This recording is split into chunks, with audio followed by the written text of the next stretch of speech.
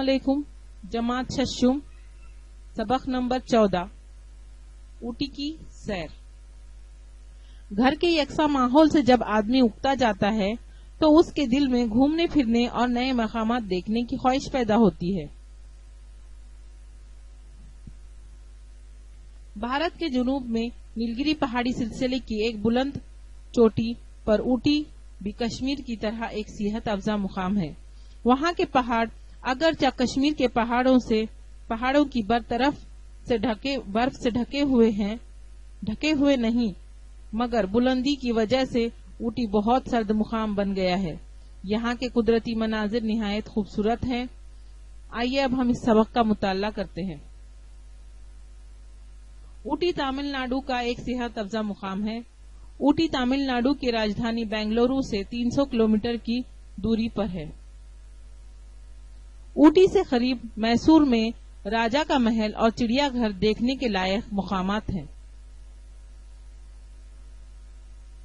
मैसूर से 20 किलोमीटर पर जंगली जानवरों का मामन बंडीपुरा वाक़ है।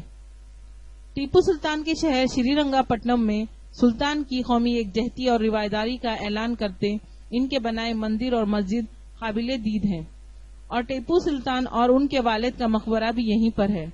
दुनिया का मशहूर वृंदावन गार्डन यहाँ से कुछ दूरी पर है, जहाँ मौसीकी पर रक्स करने वाले फव्वारे जी मोह लेते हैं।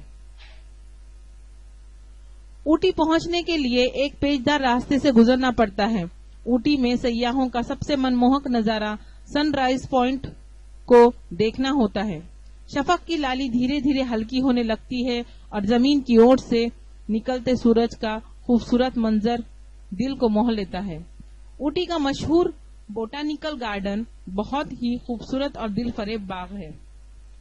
बाग के सदर दरवाजे से ही खुशनुमा सरसब्जार नजर आता है, जहां रविश पर फूलों की रंगीनियां बिखेरती कतारें फिजा को मुअत्तर कर देती हैं। ऊटी में नीलगिरी पहाड़ी सिलसिले की सबसे ऊंची चोटी डोडा बट्टा है। यहाँ से ऊटी और आतराफ के ऊंचे ऊंचे इमारत बच्चों के खिलौने की मानिंद नजर आते हैं। डोडा बट्टा के पहाड़ी रास्ते पर सयाहों को हरी हरी पत्तियों से बनी चाय पिलाकर यहाँ के लोग बड़े खुश होते हैं।